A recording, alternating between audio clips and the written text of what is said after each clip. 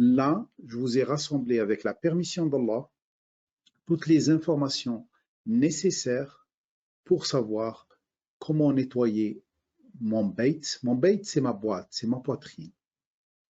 Des résidus du passé, me débarrasser des traumatismes qui sont plus ou moins enfouis ou non en moi, c'est-à-dire dont j'ai conscience et même ceux dont je n'ai pas conscience.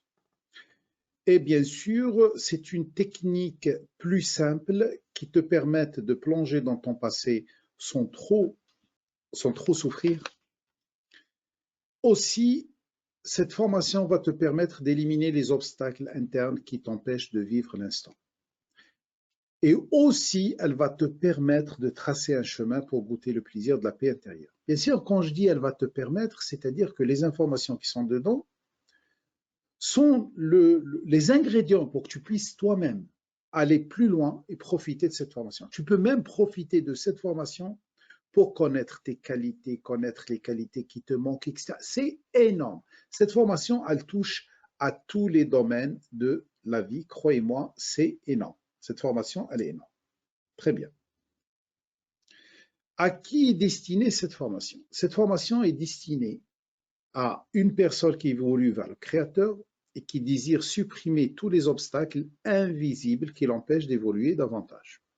C'est-à-dire quelqu'un qui a déjà avancé dans son développement spirituel, simplement il sent qu'il y a des obstacles et il n'arrive pas à les détecter. Aussi, deuxième type de personne, c'est une personne qui est bloquée dans certains domaines de la vie.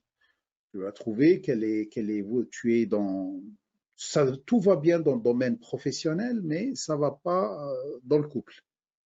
Ça va très bien dans le couple, mais ça ne va pas avec les enfants, etc., etc. Et bien sûr, troisième type de personne, c'est une personne qui est mal dans sa peau, qui souffre, et comme je disais, qui est au fond du gouffre, et qui veut trouver une issue. Une issue, elle est suivie par des humains, elle est suivie dans le cadre d'un protocole psychique, médical ou autre, mais elle n'arrive pas à sortir. Le but concret de cette formation, c'est comprendre comment se nettoie ce bait, cette poitrine. Comment lui permettre de se dilater. Comment enlever les fardeaux qui sont sur notre dos. Vous allez avoir des réponses à beaucoup de questions. Des questions logiques. Pourquoi quand j'invite Allah, il ne se manifeste pas? Pourquoi j'ai le sentiment qu'il ne me fait que des mauvaises choses? Pourquoi je n'arrive jamais à rester déterminé? Pourquoi j'ai tant d'handicaps dans ma vie? Etc., etc. Plein d'autres choses. Simplement, vous verrez que bi'idhnillah, avec la permission d'Allah Azzawajal, ça va ouvrir pour chacun de vous un chemin vers la réussite, un chemin vers Allah Azzawajal. Ne considérez plus le mot Allah comme l'entité du Créateur, c'est-à-dire comme le Créateur lui-même. Allah, c'est un attribut du Créateur, on est d'accord, et tout le monde est d'accord, et personne ne peut dire le contraire. Allah, c'est parmi les asma d'Allah, c'est-à-dire c'est un attribut d'Allah. Alors Allah, il rassemble quoi? Il rassemble tous les attributs divins. Ah, tiens, là, ça devient plus intéressant. Ça veut dire quoi? Ça veut dire que mon intention doit être une qualité divine. Mes ressources, je dois les chercher à travers des qualités divines. Mes appuis, des choses sur lesquelles je m'appuie, mes alliances, mes relations, tout cela doivent se baser sur les qualités divines. Mes certitudes doivent être en adéquation avec les qualités divines. Mes habitudes doivent être en adéquation avec les qualités divines et je dois convertir tout cela. On va se baser sur cette notion de passé, parce que c'est ça qui nous handicape beaucoup. Et je vais vous parler aussi du présent, du futur, mais on va insister surtout sur le passé. Alors, le passé ici, c'est mes habitudes, mes certitudes qui influencent mes intentions, qui m'influence dans mes recherches de mes ressources, qui m'influence dans mes alliances, etc. Tout ça, mes habitudes et mes certitudes. D'où viennent mes habitudes, d'où viennent mes certitudes? En général, ils viennent du passé. Alors, comment convertir mon passé? Ce que je fais maintenant est influencé par mon passé. Oui, nous sommes le produit de tout ce qu'on a vécu. C'est normal, c'est logique. Alors, chacun de nous, il est le produit de tout ce qu'il a hérité ou acquis. Hérité, bien sûr, des parents ou acquis à travers l'héritage et la programmation. Tous. Alors, sûr et certain que toute chose que je fais ou je ne fais pas, que j'aime ou je n'aime pas, que j'arrive à faire, je n'arrive pas à faire, toute chose que je fais dans ma vie, elle est en lien avec mon passé. C'est pour ça, on ne peut pas commencer un développement spirituel sans commencer par les fondements. Les fondements, c'est Ibrahim. Parce qu'Ibrahim, la première des choses qu'il a fait, il s'est désavoué de ses parents. Ça ne veut pas dire qu'il a rejeté ses parents. Non, ça veut dire qu'il a pu faire ce travail de nettoyage, d'homogénéisation de tout ce qu'il y a chez lui en le coupant le lien avec les parents et son héritage. Alors chacun de nous se définit à travers des qualités. Ça c'est sûr et certain. Très bien. Une qualité qui n'est pas équilibrée, ça veut dire qu'il y a un problème au niveau de l'héritage, c'est-à-dire un problème au niveau de mon disque dur. C'est pour ça que je dois régler ce problème. Alors comment le régler? C'est très simple. Convertir mon passé de façon pratique. Ça veut dire quoi de façon pratique? Ça veut dire que je vais répertorier tout ce que je n'ai pas aimé dans mon enfance, qu'il soit de mes parents ou quelqu'un d'autre, tout ce que je n'ai pas aimé, tout ce que j'ai détesté, on m'a dénigré, on m'a frappé, on m'a, etc. Tout cela, c'est des mauvais comportements. Très bien. Je dois les convertir en qualité. Très bien. On continue. Je vais vous raconter 4 histoires.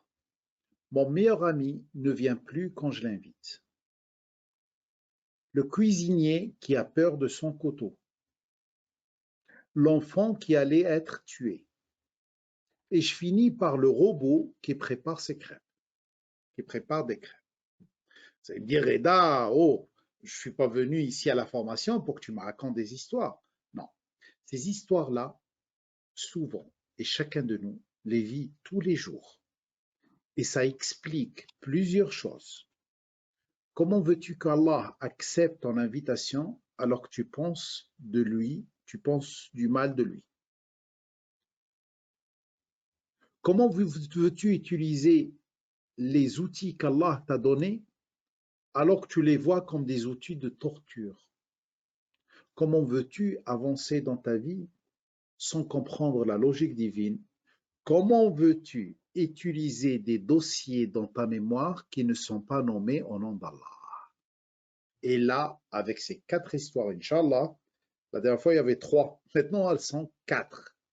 Ces 4 histoires, Inch'Allah, vous allez comprendre plein de choses. Commençons par la première. Mon meilleur ami ne vient plus quand je l'invite. Très bien. Imaginez quelqu'un qui invite un ami. Il l'invite avec insistance, attention. Et bien sûr, il l'attend avec impatience. Cet ami, il est tellement capital pour lui qu'il veut qu'il reste toujours avec lui. Ah, il l'invite chez lui. Il rentre, il l'installe au salon et lui montre un écran où il lui écrit « Je te fais confiance. Je ne compte que sur toi. » Très bien. Par contre, la suite, elle est terrible. Après s'affiche sur l'écran « Ah, tu te souviens le 30 janvier 2007 ? C'est toi qui m'as empêché de réussir. ma scolarité. Tu te souviens, le 13 décembre 2009, tu m'as fait tomber malade. Et à cause de ça, j'ai eu des dégâts. Tu te souviens, le 12 mai 2011, tu étais la cause de mon divorce.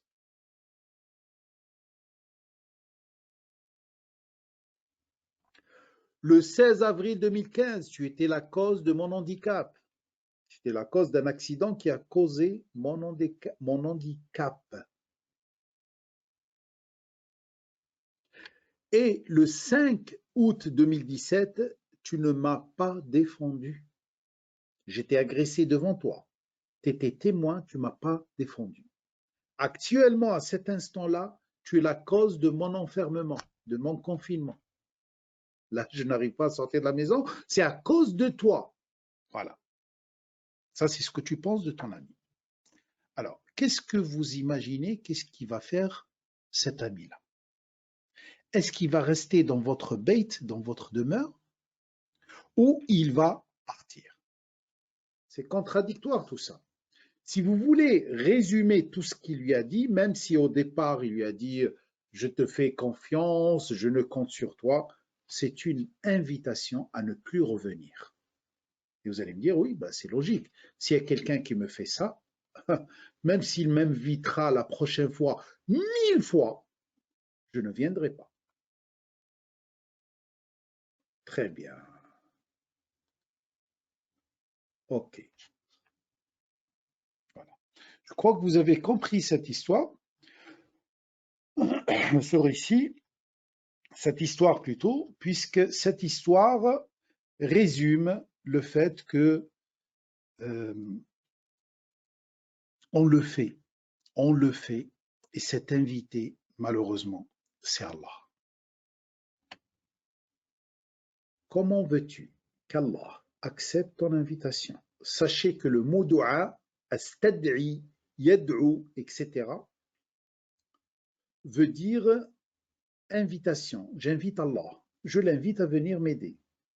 Comment veux-tu qu'Allah accepte ton invitation alors que tu penses directement ou indirectement, et c'est ça le pire, souvent on ne le pense pas directement, qu'il est la cause de tes malheurs, qu'il continue de te faire du mal et qu'il sera incapable de t'aider dans le futur.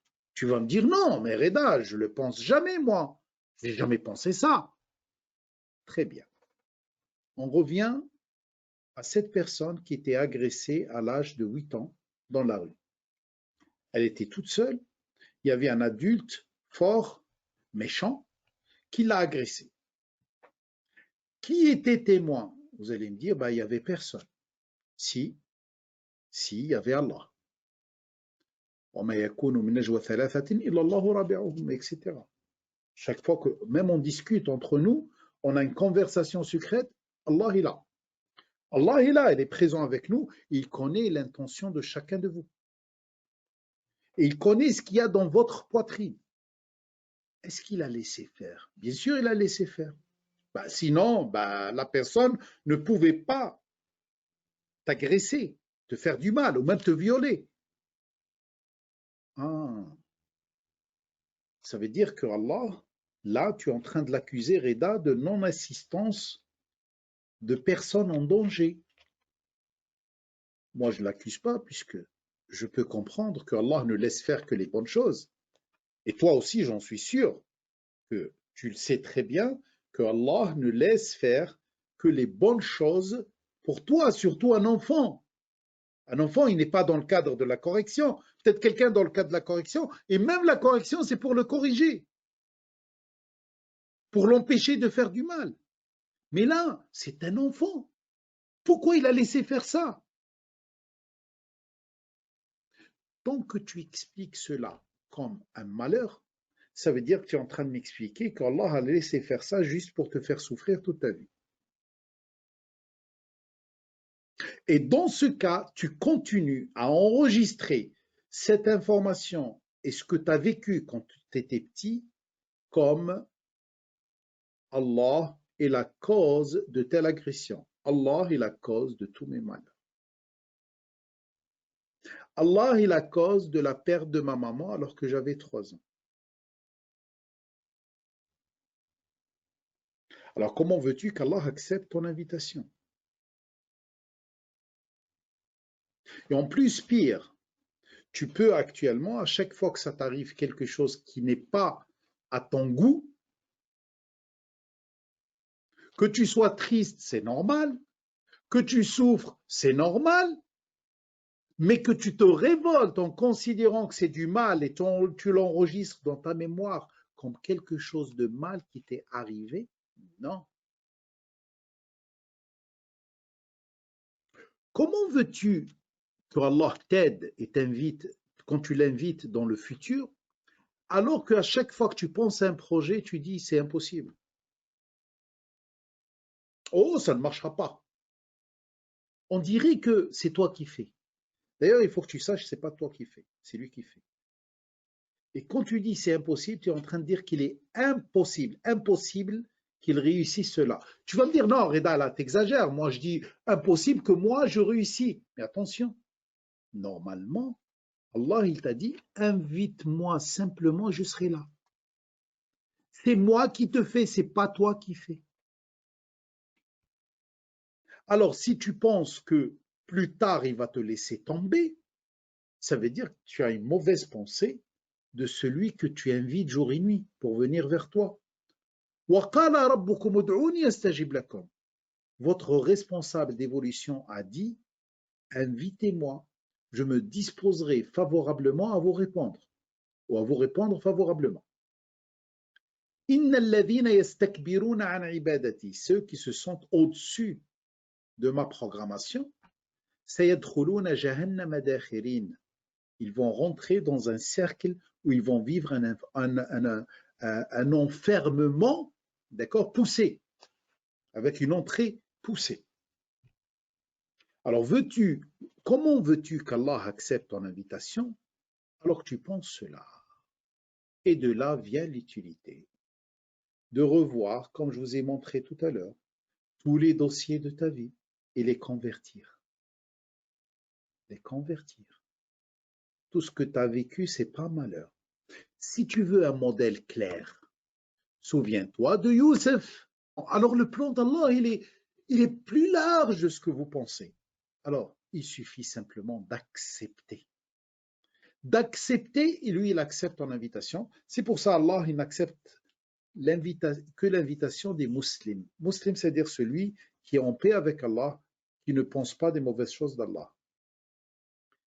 Très bien. Alors, si tu veux que Allah s'invite dans ta vie à partir de maintenant, il suffit que tu changes ta façon de voir ton passé et tes traumatismes de l'enfance. Et bien sûr, ta vision de ce créateur plein de bonté et plein de qualité. Troisième ou deuxième histoire. Le cuisinier qui ne veut pas utiliser son couteau. Comment veux-tu qu'Allah t'aide alors que tu n'acceptes pas les outils et les moyens qu'il a jugés nécessaires pour toi? Crois-tu qu'Allah t'a mis sur terre pour t'abandonner? Non. Simplement, il faut que tu comprennes que des fois, comme toi, en tant que parent, tu fais des fois des choses à tes enfants, même s'ils n'aiment pas. Il faut que tu comprennes que Allah, c'est un créateur, c'est pas ton papa ou ta maman. C'est ton créateur. Et il a toujours prévu pour toi les meilleures choses adaptées à toi. Des fois, tu perds un enfant, des fois tu perds un travail, des fois tu perds une épouse, un époux, un enfant, ou de l'argent ou autre chose, ou quelque chose est tué dans ta vie et tu crois que c'est du mal. Non, c'est pas du mal. Des fois, tu crois que tu es en train de faire quelque chose de bien, mais sans retour d'argent. Hein? Allah ne t'a pas laissé trouver un travail, il t'a laissé juste trouver un poste de bénévole dans une association. Il te dit non, non, non, c'est bien ça, fais-le, fais-le. C'est grâce à ça que tu vas acquérir ton travail futur. Tout cela t'invite à accepter le producteur de ton vie. Alors, comment veux-tu avancer alors que tu n'admets pas que la logique divine est différente de ta logique à toi? C'est ce qu'on voit dans l'histoire de Moïse avec l'Abd Salih. Comment veux-tu réussir alors que ton automatisme se base sur des informations erronées? Comment veux-tu réussir alors que cet être humain, dans sa nature humaine saine, Allah lui a enseigné que les bonnes qualités? Imaginez que les qualités que tu as sont comme des ingrédients, sont comme des outils, sont comme des moyens que ton automate, qui est toi-même, va utiliser pour fabriquer des choses. Toute qualité, toute chose, tout comportement qui n'est pas nommé ou qui n'est pas lié à une qualité, il n'est pas au nom d'Allah. Et sûr et certain qu'il va te causer des dégâts dans ta vie comme les dégâts que cause ce robot. Alors, attention, attention, attention. Comment veux-tu que Allah intervienne dans ta vie alors que tu es tous les jours en train de lui reprocher qu'il s'est mal intervenu? Ça veut dire qu'il a mal intervenu dans ta vie. Hein? Comment veux-tu que Allah te donne les moyens et te donne les outils et intervient aussi dans ta vie alors que toi, tu es conditionné pour refuser ces outils et ces moyens à cause de tes habitudes, à cause de tes certitudes, à cause de tes peurs, à cause de tes envies, etc. Et comment veux-tu avancer alors qu'à chaque fois, il y a quelque chose qui arrive et qui est mauvais dans ta logique humaine, selon ta logique humaine, toi, tu considères qu'il est mauvais. Et c'est à 100% mauvais. Alors qu'Allah, il te dit, non, ce n'est pas mauvais. Moi, je ne permets que l'existence de bonnes choses. Simplement, il faut que tu comprennes la logique divine qui intervient avec une science qui dépasse votre science. Alors, la condition pour évoluer, c'est la présence d'Allah, l'intervention d'Allah dans ta poitrine. Mais Allah n'intervient pas si tu n'es pas en paix avec lui.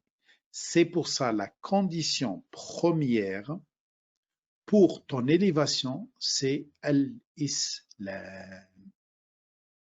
Tant que tu te programmes toi-même, tant que dedans il y a la programmation de tes parents, tant que tu as un programme qui est propre à toi, Allah va te faire évoluer, mais tu auras du mal à être programmé à 100%.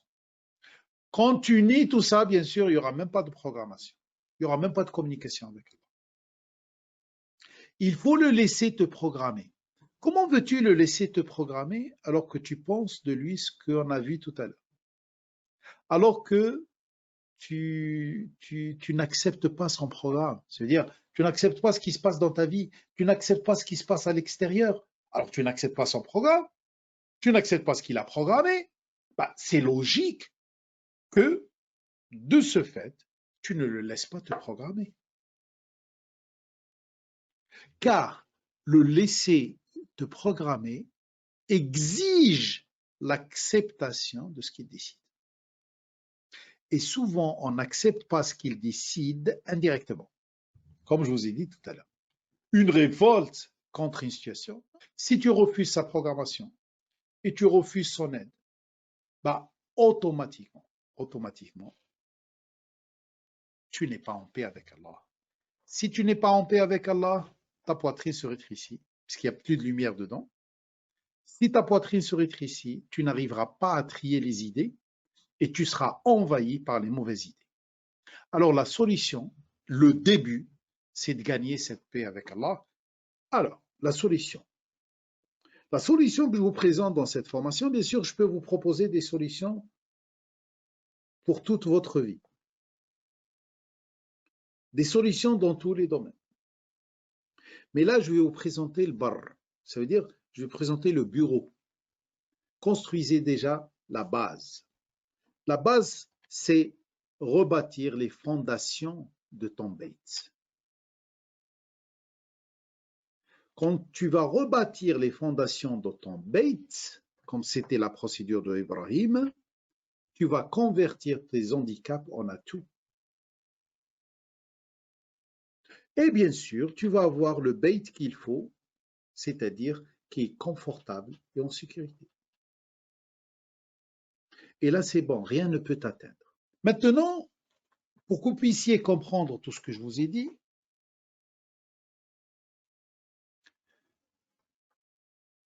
comprends le fonctionnement de ta poitrine et de ton dos. Puisque la formation, elle s'appelle soulage ton dos et dilate ta poitrine. Soulage ton dos, comme je vous ai dit tout à l'heure, toutes les informations, les mauvaises informations qui ne sont pas liées à Allah, qu'ils soient des informations qui viennent de traumatisme de l'enfance, des informations qui viennent de l'héritage, des informations qui viennent de la tradition, des informations qui viennent des faux scientifiques qui existent maintenant. Toute fausse information que tu as, c'est un wizr. Wizr. Wizr, ça veut dire quoi? Une charge énorme dans ton dos. Alors, soulage ton dos. Comment convertir toutes ces informations-là? Fais le tri. Très bien. Alors, comprends le fonctionnement de ta poitrine et de ton dos. On va commencer par la poitrine, après le dos, après la relation entre les deux. Ton travail, c'est convertir tous ces mauvais dossiers en bons dossiers. Ça veut dire leur donner le bon nom par rapport au passé. D'accord? Sans parler de... Déjà, commence déjà par soulager ton dos en renommant toutes les choses que tu as eues avant.